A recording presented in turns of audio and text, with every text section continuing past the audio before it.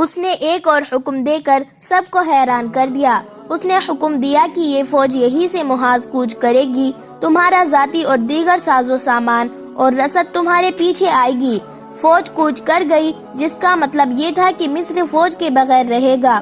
سلطان صلاح الدین ایوبی نے غداروں کے کٹے ہوئے سر دیکھے۔ وہ کسی سے کوئی بات کرنے لگا تو اسے ہچکی سی آئی اور اس کے آنسو بہہ نکلے۔ اس نے کپڑے پہنے اور ایک سمت چل پڑا۔ اس نے اپنے ساتھ کے حکام سے کہا، غداروں کی گردنیں مارنے والے بھی دشمن کو دوست کہنے لگیں گے۔ میرے دوستو، اسلام کو سر بلند دیکھنا چاہتے ہو تو دوست اور دشمن کو پہچانو۔ مصر کے جن حاکموں کو معلوم نہیں تھا کہ سلطان صلاح الدین ایوبی نے فوج کو کیوں کوچ کرا دیا ہے، انہیں اس نے بتایا کہ یہ فوج یہاں فارغ بیٹھی تھی، میں یہ حکم دے گیا تھا کہ اسے فارغ نہ رہنے دیا جائے، جنگی مشقیں جاری رہیں اور شہر سے دور لے جا کر اس فوج کو وقتاً فوقتاً جنگی حالت میں رکھا جائے اور تیغ زنی تربیت بھی جاری رہے، مگر میرے حکم پر عمل نہیں کیا گیا۔ میں نے 2 ذمہ دار حاکموں کو سزائے موت سنا دی ہے، انہوں نے ایک سازش کے تحت فوج کو فارغ رکھا۔ سپاہی جوئے اور نشے سے دل بہلانے لگے اور ان کے ذہن افواہوں کو قبول کرنے لگے۔ تم شاید یہ سوچ رہے ہو کہ مصر میں فوج نہیں رہی، گھبراؤ نہیں، فوج آ رہی ہے۔ جس فوج نے شوبک فتح کیا ہے وہ قاہرہ میں داخل ہو چکی ہے، اس نے میرے پیچھے پیچھے کوچ کیا تھا۔ وہ فوج دشمن کو اور دشمن کے گناہوں کو بہت قریب سے دیکھ آئی ہے، اسے کوئی باغی نہیں کر سکتا، اس کے سپاہی شہیدوں کو دھوکہ نہیں دیں گے، اور یہ فوج جو یہاں سے جا رہی ہے یہ کرک پر حملہ کرے گی، یا دشمن اس پر حملہ کرے گا، پھر یہ بھی دشمن کو جان جائے گی۔ جو سپاہی ایک بار دشمن کی آنکھوں میں آنکھیں ڈال کر لڑے، اسے کوئی لالچ غداری پر آمادہ نہیں کر سکتا۔ یہ انقلاب اس طرح آیا تھا کہ نور الدین جنگی اور اپنے بھائی تقی الدین کی طرف قاصد بھیج کر سلطان صلاح الدین ایوبی خفیہ طور پر قاہرہ کے لیے روانہ ہو گیا تھا۔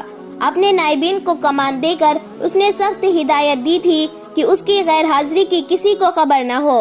اس نے کہا کہ جنگی ضرور مدد بھیجے گا۔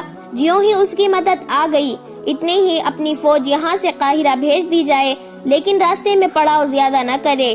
اس سے سلطان صلاح الدین ایوبی کے 2 مقاصد تھے، ایک یہ کہ اگر مصر کی فوج باغی ہو گئی تو محاذ سے آنے والی فوج بغاوت کرے گی، اور اگر حالات ٹھیک ہوئے تو مصری فوج محاذ پر آ جائے گی اور محاذ کی فوج مصر میں رہے گی۔ سلطان صلاح الدین ایوبی قاہرہ پہنچا تو اس کی موجودگی خفیہ رکھی گئی۔ رات ہی رات اس نے زین الدین کی نشاندہی کے مطابق تمام غداروں کو سوتے میں پکڑوایا، کئی اور جگہوں پر چھاپے مروائے۔ 3 حشیشین نے بھی بعض افراد کے نام بتائے، انہیں بھی پکڑا گیا، کسی کے عہدے اور رتبے کا لحاظ نہ کیا گیا۔ فاطمہ کو سلطان صلاح الدین ایوبی کے حکم کے مطابق زین الدین کے حوالے کر دیا گیا، کسی موضوع جگہ اس کی شادی کر دی جائے۔ اب سلطان صلاح الدین ایوبی تقی الدین کا انتظار کرنے لگا، اسے 3 دن انتظار کرنا پڑا۔ تقی الدین کم و بیش 200 سواروں کے ساتھ آ گیا۔ سلطان صلاح الدین ایوبی نے اسے مصر کے حالات اور واقعات اور آئندہ لاہ عمل بتا کر قائم مقام امیر مصر مقرر کر دیا، اور یہ اجازت بھی دے دی کہ وہ سوڈان پر نظر رکھے اور جب ضرورت سمجھے حملہ کر دے۔ یہ ہدایت اور احکام دے کر سلطان صلاح الدین ایوبی شوبک کو روانہ ہونے لگا تو علی بن سفیان جو اس کے ساتھ آیا تھا بولا، کرک کے صلیبیوں نے آپ کے لیے تحفہ بھیجا ہے، اگر کچھ دیر انتظار کرے تو تحفہ دیکھتے جائیں۔ علی بن سفیان سلطان صلاح الدین ایوبی کو حیرت میں چھوڑ کر باہر نکل گیا۔ اس نے سلطان صلاح الدین ایوبی کو باہر نکلنے کو کہا۔ سلطان صلاح الدین ایوبی گھوڑے پر سوار ہو کر علی بن سفیان کے ساتھ چلا گیا۔ تھوڑی ہی دور میدان میں 500 گھوڑے کھڑے تھے، ہر گھوڑے پر زین تھی۔ ان گھوڑوں سے ذرا پرے 7-8 صلیبی رسیوں میں بندھے ہوئے کھڑے تھے، اور اپنی فوج کا ایک سرحدی دستہ بھی مستعد کھڑا تھا۔ سلطان صلاح الدین ایوبی نے پوچھا کہ یہ گھوڑے کہاں سے آئے ہیں؟ علی بن سفیان نے ایک آدمی کو بلا کر سلطان صلاح الدین ایوبی کے سامنے کھڑا کر دیا اور کہا، یہ میرا جاسوس ہے، یہ 3 سال سے صلیبیوں کے لیے جاسوسی کر رہا ہے، یہ صلیبیوں کے درمیان رابطے کا کام کرتا ہے، وہ اسے اپنے جاسوس سمجھتے ہیں، لیکن یہ میرا جاسوس ہے۔ یہ کرک گیا تھا اور صلیبی بادشاہوں کو سوڈان کا پیغام دیا تھا کہ انہیں 500 گھوڑوں اور زینوں کی ضرورت ہے۔ انہوں نے گھوڑے دے کر اپنے یہ فوجی افسر بھی بھیج دیے۔ یہ اس سوڈانی فوج کی قیادت کرنے جا رہے تھے جسے مصر پر حملے کے لیے تیار کیا جا رہا ہے۔ میرا شیر انہیں شمال کی طرف سے گھما پھرا کر ایک فندے میں لے آیا اور اپنے اس سرحدی دستے کو بلا لایا، اپنی شناخت بتائی اور یہ دستہ 500 گھوڑوں اور ان صلیبی فوجی افسروں کو قاہرہ ہانک لایا۔ صلیبی افسروں کو معلومات حاصل کرنے کے لیے علی بن سفیان نے اپنے نائب حسن بن عبداللہ کے حوالے کر دیا اور خود سلطان صلاح الدین ایوبی کے ساتھ شوبک کو روانہ ہو گیا۔ سازش اور غداری کے مجرموں کا خون قاہرہ کی ریت نے ابھی اپنے اندر جذب نہیں کیا تھا کہ سلطان صلاح الدین ایوبی کا بھائی تقی الدین اس کے بلاوے پر 200 منتخب سواروں کے ساتھ قاہرہ پہنچ گیا۔ سازش کے مجرموں کی گردنیں کاٹی جا چکی تھی اور یوں نظر آتا تھا جیسے قاہرہ کی ریت ان مرے ہوئے مسلمانوں کا خون اپنے اندر جذب کرنے سے گریز کر رہی ہے جو صلیبیوں کے ساتھ مل کر سلطنت اسلامیہ کے پرچم کو سرنگو کرنے کی کوشش میں مصروف تھے۔ سلطان صلاح الدین ایوبی نے ان سب کی لاشیں دیکھی، ان کے کٹے ہوئے سر ان کے بے جان جسموں کے سینوں پر رکھ دیے گئے تھے۔ صرف ایک لاش تھی جو سب سے بڑے غدار کی تھی اور جس پر سلطان صلاح الدین ایوبی کو کلی طور پر اعتماد تھا۔ اس لاش کا سر اس کے ساتھ ہی تھا، ایک تیر اس کی شہرگ میں داخل ہو کر دوسری طرف نکلا ہوا تھا۔ یہ قاہرہ کا نائب ناظم مصلح الدین تھا۔ فوج کے سامنے جب اس کا جرم سنایا جا رہا تھا تو ایک جوشیلے اور محب اسلام سپاہی نے کمان میں تیر ڈال کر مصلح الدین کی شہرگ سے پار کر دیا تھا۔ سلطان صلاح الدین ایوبی نے سپاہی کی اس غیر قانونی حرکت کو جو فوجی ڈسپلین کے خلاف تھی صرف اس لیے نظر انداز کر دیا کہ کوئی بھی صاحب ایمان اسلام کے خلاف غداری برداشت نہیں کر سکتا۔ سلطان صلاح الدین ایوبی نے ہی اپنی فوج میں ایمان کی یہ قوت پیدا کی تھی۔ ان لاشیں کو دیکھ کر سلطان صلاح الدین ایوبی کے چہرے پر ایسی خوشی کی ہلکی سی بھی جھلک نہیں تھی کہ اس کی صفوں اور نظام حکومت میں سے اتنے زیادہ غدار اور سازشی پکڑے گئے اور سزائے موت دے دی گئی ہے۔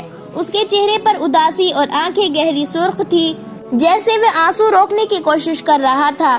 غصہ تو تھا ہی جس کا اظہار اس نے ان لفظوں میں کیا، ان میں سے کسی کا جنازہ نہیں پڑھایا جائے گا، ان کی لاشیں ان کے رشتہ داروں کو نہیں دی جائیں گی تاکہ انہیں کفن نہ پہنائے جائے۔ رات کے اندھیرے میں انہیں ایک ہی گہرے گڈھے میں پھینک کر مٹی ڈال دو اور زمین ہموار کر دو، اس دنیا میں ان کا نشان بھی باقی نہ رہے۔ امیر محترم سلطان صلاح الدین ایوبی کے ایک رفیق کو معتدد خاص بہاؤالدین شداد نے سلطان صلاح الدین ایوبی سے کہا، کوتوال اور شاہدوں کے بیان اور قاضی کا فیصلہ تحریر میں لا کر دستاویز میں محفوظ کر لینا ضروری ہے تاکہ اعتراض نہ رہے کہ یہ فیصلہ صرف ایک فرد کا تھا۔ آپ کا فیصلہ برحق تھا، انصاف کر دیا گیا ہے، مگر قانون کا تقاضا کچھ اور ہے۔ کیا قرآن نے یہ حکم دیا کہ دین الہی کی جڑیں کفار کے ساتھ مل کر کاٹنے والے کو یہ حق دیا جائے وہ قانون کے سامنے کھڑا ہو کر دینداری اور اللہ و رسول صلی اللہ علیہ وسلم کی عظمت کے سامنے پاسبانوں کو جھوٹا ثابت کرے؟ سلطان صلاح الدین ایوبی نے ایسے تحمل سے کہا جس میں ایک دیندار مسلمان کا عتاب صاف جھلک رہا تھا۔ اس نے ان تمام حاکموں کو جو وہاں موجود تھے مخاطب ہو کر کہا، اگر میں نے بے انصافی کی ہے تو مجھے اتنے زیادہ انسانوں کے جرم سزائے موت دے دو اور میری لاش شہر سے دور پھینک دو جہاں صحرائی لومڑیوں اور گدھ میری کوئی ہڈی بھی اس زمین پر نہ رہنے دے۔ میری رفیقو، مجھے سزا دینے سے پہلے قرآن پاک کی الف لام میم سے والناس تک پڑھ لینا۔ اگر قرآن مجھے سزا دیتا ہے تو میری گردن حاضر ہے۔ کسی نے کہا، بے انصافی نہیں ہوئی سالار اعظم، قاضی شداد کا مقصد یہ کہ قانون کی بے حرمتی نہ ہو۔ سلطان صلاح الدین ایوبی نے کہا، میں سمجھ گیا ہوں، ان کا مقصد آئینے کی طرح صاف ہے۔ میں آپ سب کو صرف یہ بتانا چاہتا ہوں کہ حاکم ذاتی طور پر جانتا ہے کہ جس غداری کے جرم میں اسے سامنے لایا گیا ہے وہ غداری کا مجرم ہے، تو حاکم وقت پر یہ فرض عائد ہوتا ہے کہ وہ شہادتوں اور قانون کے دیگر جھمیلوں میں پڑے بغیر غدار کو وہی سزا دے جس کا وہ حقدار ہے۔ اگر وہ سزا دینے سے گریز کرتا، ڈرتا یا ہچکچاتا ہے تو حاکم وقت خود بھی غدار ہے یا کم از کم نااہل اور بے ایمان ضرور ہے۔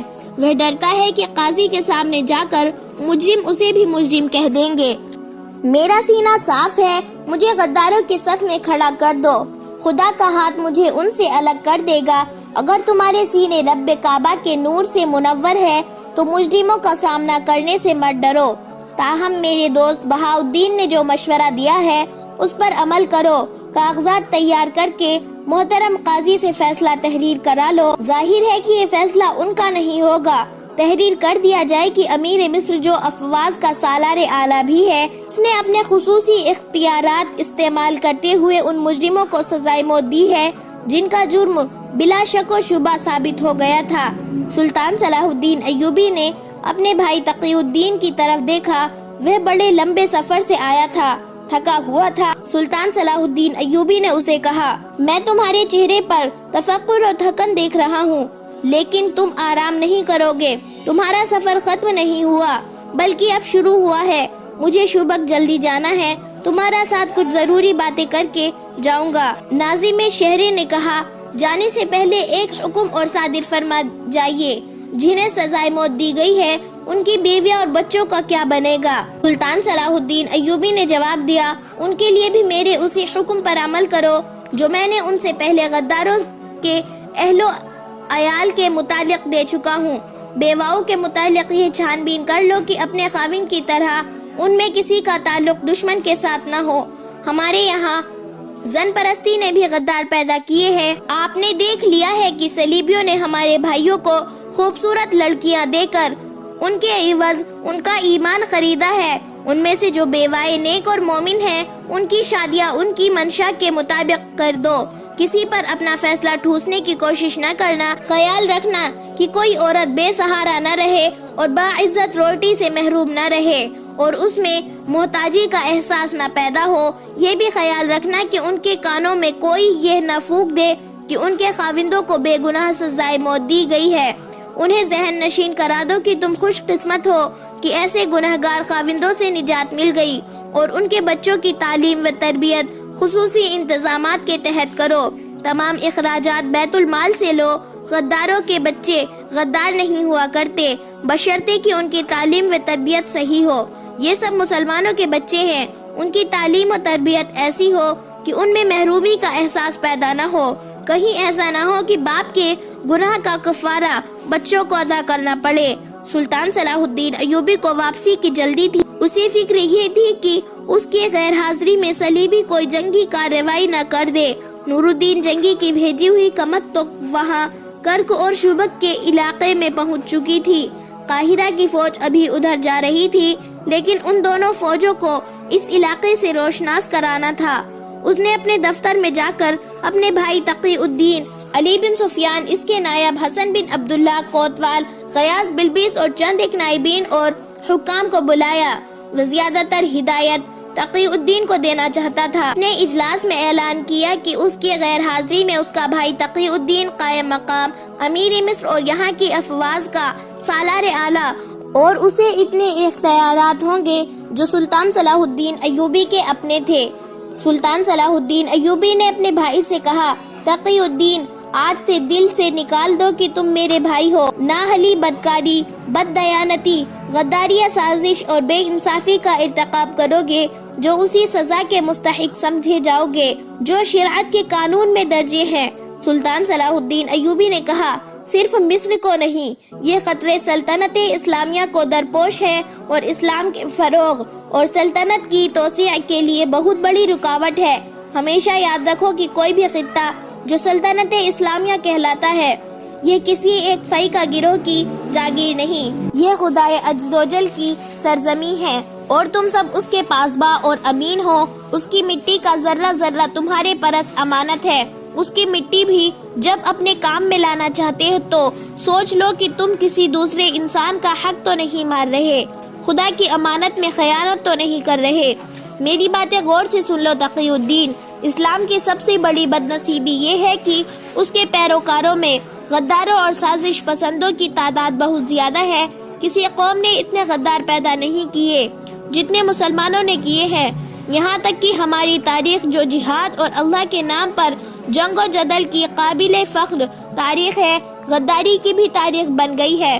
اور اپنے قوم کے خلاف سازش گری ہماری روایت بن گئی۔ علی بن سفیان سے پوچھو تقی، ہمارے وہ جاسوس جو صلیبیوں کے علاقوں میں سرگرم رہتے ہیں بتاتے ہیں کہ صلیبی حکام، مذہبی پیشوا اور دانشور اسلام کی اس کمزوری سے واقف ہے کہ مسلمان جن، زر اور اقتدار کے لالچ میں اپنے مذہب، اپنے ملک اور اپنے قوم کا تختہ الٹ دینے سے بھی گریز نہیں کرتا۔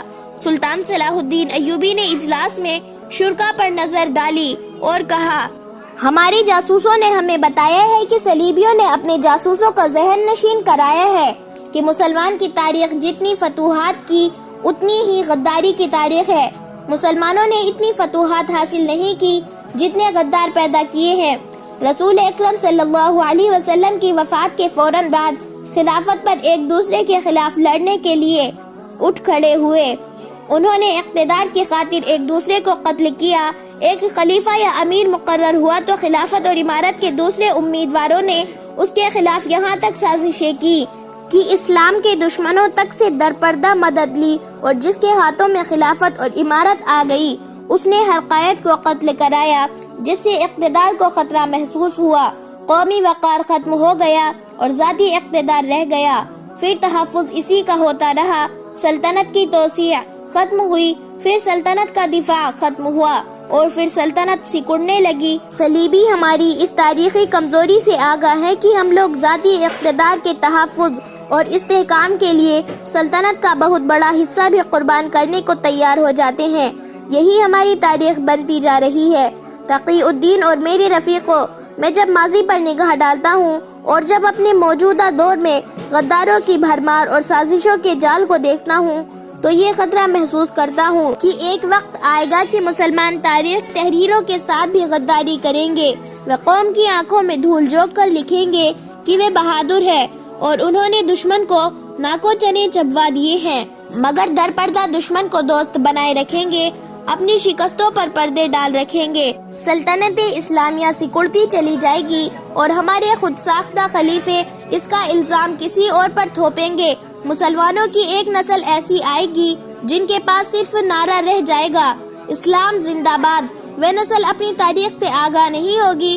اس نسل کو یہ بتانے والا کوئی نہ ہوگا کہ اسلام کے پاسبانوں اور علم بردار وہ تھے جو وطن سے دور ریگزاروں میں، پہاڑوں اور وادیوں میں، اجنبی ملکوں میں جا کر لڑے۔ وہ دریا اور سمندر پھلانگ گئے، انہوں نے کڑکتی بجلیاں، آندھیاں اور اولے کے طوفان بھی نہ روک سکے۔ وہ ان ملکوں میں لڑے جہاں کے پتھر بھی ان کے دشمن تھے۔ وہ بھوکے لڑے، پیاسے لڑے، ہتھیاروں سے لڑے۔ وہ زخمی ہوئے تو کسی نے ان کے زخموں پر مرہم نہ رکھا۔ وہ شہید ہوئے تو ان کے رفیقوں کو ان کے لیے قبریں کھودنے کی مہلت نہ ملی۔ وہ خون بہاتے گئے، اپنا بھی دشمن کا بھی، اور پیچھے ایوان خلافت میں شراب بہتی رہی، برہنہ لڑکیوں کے ناچ ہوتے رہے۔ یہودی اور صلیبی سونے سے اور اپنی بیٹیوں کے حسن سے ہمارے خلیفاؤں اور ہمارے امیروں کو اندھا کرتے گئے۔ جب خلیفاؤں نے دیکھا کہ قوم ان تیغ زنوں کی پجاری ہوتی جا رہی جنہوں نے یورپ اور ہندوستان میں اسلام کے جھنڈے گاڑ دیے ہیں، تو خلیفاؤں نے ان مجاہدین اسلام پر لوٹ مار اور زناکاری اور الزام تھوپے اور انہیں کمک اور رسد سے محروم کر دیا۔ مجھے قاسم کا وہ کمسن اور خوبرو بیٹا یاد آتا ہے جس نے اس حال میں ہندوستان کے ایک طاقتور حکمراں کو شکست دی اور ہندوستان کے اتنے بڑے حصے پر قبضہ کر لیا تھا کہ اس نے کمک نہیں مانگی اور رسد نہیں مانگی۔ مفتوح علاقوں کا ایسا نظام کیا کہ ہندو اس کے غلام ہو گئے اور اس کی شفقت سے متاثر ہو کر مسلمان ہو گئے۔ مجھے جب یہ لڑکا یاد آتا ہے تو دل میں درد اٹھتا ہے۔ اس وقت کے خلیفہ نے اس کے ساتھ کیا سلوک کیا تھا، اس پر زنا کا الزام عائد کیا اور مجرم کی حیثیت سے واپس بلایا۔ سلطان صلاح الدین ایوبی کو ہچکی سی آئی اور وہ خاموش ہو گیا۔ بہاؤالدین شداد اپنی یادداشتوں میں لکھتا ہے، میرا عزیز دوست صلاح الدین ایوبی اپنی فوج کے سینکڑوں شہیدوں کی لاشیں دیکھتا تو اس کی آنکھوں میں چمک اور چہرے پر رونق آ جایا کرتی تھی، مگر صرف ایک غدار کو سزائے موت دے کر جب اس کی لاش کو دیکھتا تو اس کا چہرہ بجھ جاتا اور آنکھوں سے آنسو جاری ہو جاتے تھے۔ محمد بن قاسم کا ذکر کرتے کرتے اسے ہچکی آئی اور وہ خاموش ہو گیا۔ میں دیکھ رہا تھا کہ وہ آنسوؤں کو روک رہا تھا۔ کہنے لگا، دشمن اس کا کچھ نہ بگاڑ سکا، اپنوں نے اسے شہید کر دیا، دشمن نے اسے فاتح تسلیم کر لیا۔ اپنوں نے اسے زانی کہا۔ صلاح الدین ایوبی نے زیاد کے بیٹے طارق کا بھی ذکر کیا، اور اس روز وہ اتنا جذباتی ہو گیا تھا کہ اس کی زبان رکتی ہی نہیں تھی۔ حالانکہ وہ کم گو تھا، حقیقت پسند تھا، ہم سب پر خاموشی طاری تھی اور ہم سب جسم کے اندر عجیب سا اثر محسوس کر رہے تھے۔ صلاح الدین ایوبی بلا شک و شبہ عظیم قائد تھا، وہ ماضی کو نہیں بھولتا تھا، حال کے خطروں اور تقاضوں سے نبرد اعظم رہتا، اور اس کی نظریں صدیوں بعد آنے والے مستقبل پر لگی رہتی تھی۔